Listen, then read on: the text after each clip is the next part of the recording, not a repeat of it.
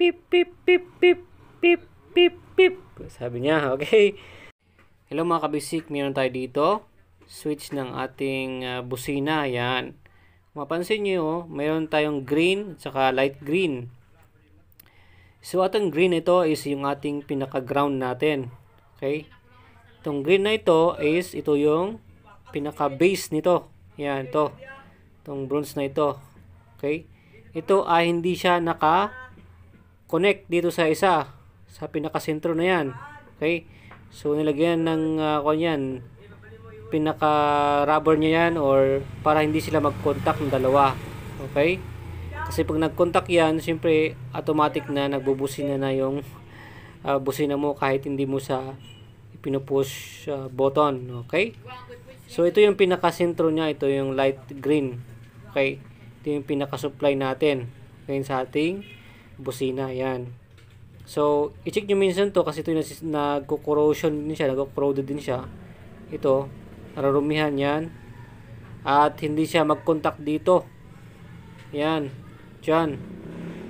Pag nag-contact dyan, wala na. Itong ground natin. Okay? Itong ground kasi natin na ito, may spring siya at saka yung bakal doon. Okay? Or bronze natin dyan. Yun yung tumatama dito sa sentro. Para itong negative natin, tatama siya doon. Okay, magko-connect sila. Kaya yun nagbubusina yung ating horn natin. Okay? At yung spring din, check nyo kasi minsan humihina din yan. Or, hindi siya makabalik. So, pero madalang naman yung nangyayari yun ng ganon. Pero, yan. So, ikabit natin to ating switch. So, ayan, ikabit natin. Ganyan siya. Okay. Pasok natin sa loob, ganon. Okay. So, pag nag-push button tayo sa ating horn, nagko-contact yung ground. Ito yung pinaka-bronze na ito sa pinakababa. Nag-contact siya sa spring. Nag-contact siya sa loob doon. At yun na yung tumatama dito sa pinaka-light na green natin. Pinaka-positive natin. Okay, ito yung ground natin. Kaya, pip, pip, pip, pip, pip, pip, pip. Sabi niya, okay.